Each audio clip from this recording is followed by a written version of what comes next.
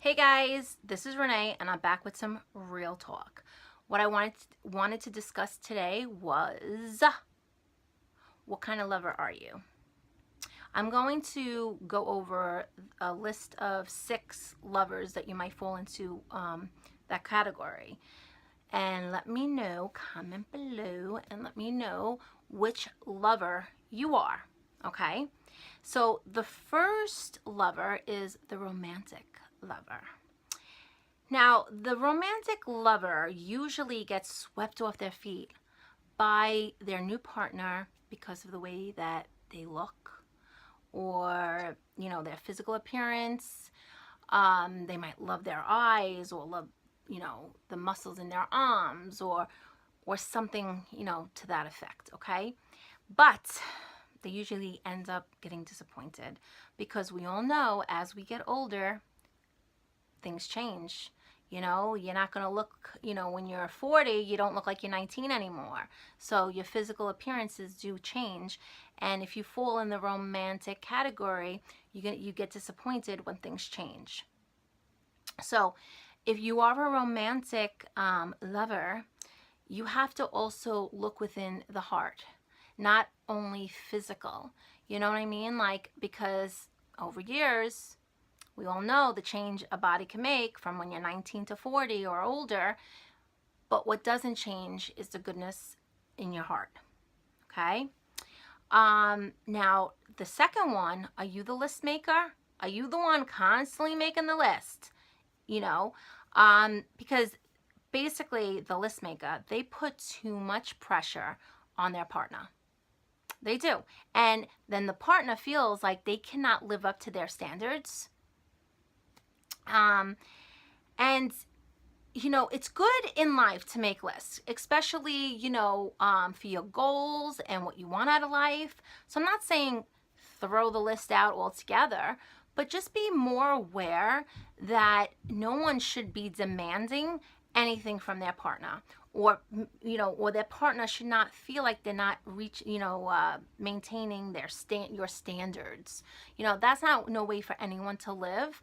But like I said, making lists for goals and that kind of stuff is fantastic, and keep doing that. But it's time to get rid of those lists when you're in a relationship, and don't ever make anybody feel like they're not living up to your standards. That's just not right. We'll try to work on that. Okay, now number 3. Oh my God. Number 3 is the obsessive lover. We all know what kind of lovers those are. Those are the ones that want to spend every second of the day with you.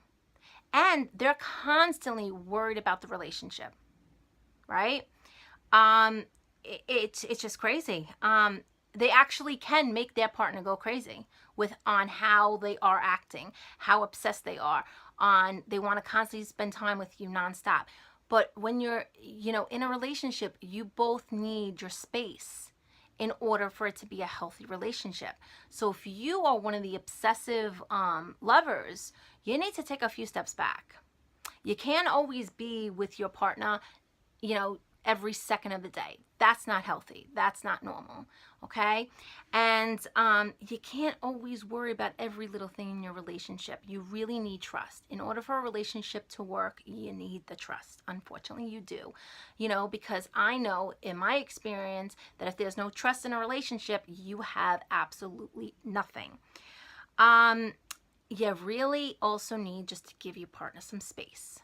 Because you'll then see, once you give your partner some space, your relationship will then actually grow, and you can grow together, grow closer, and all that fun stuff. Now, the next one, I fall into this category. It's called the giver. Now, usually if you're the giver, you're always giving, and you're giving a lot more than the other person. And then you realize that it's one-sided, that it's basically you doing all the giving.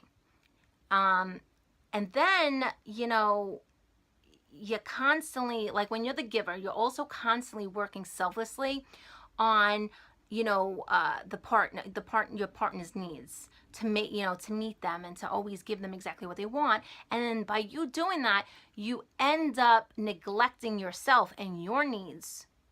So basically, if you're the giver, and this is something I have to work on because I'm constantly giving in my relationships, and like I said, I don't get as much back as I give. I need to worry about myself. Just like if you fall into this category also, we have to put our needs first. We have to, as hard as it is when you're a giver, you always put other people before you. And it's very difficult for you to put yourself first. But this is something that I'm working on. I'm working on putting myself first and doing what's healthy for me, and what will make me happy. So just like if you're the giver, start giving to yourself. Don't always give to others because you need it too. Okay. Now the next lover is considered the player. Okay, so with the player, you love the courtship, you love the chase, right? But you easily get bored in relationships, in long-term relationships. And when you're a player, your eye is always wandering around, roaming around, looking to see if there's someone better out there for you. Now, if you're a player and you're in a long-term relationship, what they suggest is that you don't put yourself in situations where you're gonna get tempted. So let's just say that you work with a colleague, one of your colleagues at work, you find very intriguing or you find very attractive. Don't go out with drinks with them because that's putting you in a situation where you're probably going to act on that, right? So if you're the player, just, try to have respect for the partner that you're with. And if you really don't want to be with the partner because you'd rather be with somebody else, then have the common decency to actually speak to your partner and let them know that you no longer want to be with them. Everybody deserves respect, because if you don't want to be with someone, don't waste their time, if there's somebody else you want to be with. Now, the last one is the pal. This person who falls in this category is when love just creeps up on them. And then they think to themselves one day, they're like, I've been spending a lot of my time with so-and-so. And then they realize they fell in love with that person. Now, over time, this type of person, the pal, in the long-term relationship may be quiet. Your relationship might be quiet, but your relationship will be strong because you built this relationship on friendship. But what happens when you fall into the pal category is that you usually don't let things be too platonic, because you do need moments of romance in your life. You definitely do. But I want everybody to comment below and let me know which lover you are, which one you fall into. Are you the romantic? Are you the list maker? Are you the obsessive one? Are you the giver? Are you the player? Or you were the pal? Now, what I also wanted to talk to you about is, in a relationship, we all have different needs. What are the needs that you need in your life? Like, do you even know? Like, are you, what I'm getting at is, are you the type of person that wants and needs affection from your partner? Do you, want that cuddling? You want that kissing? You want to be able to hold their hand?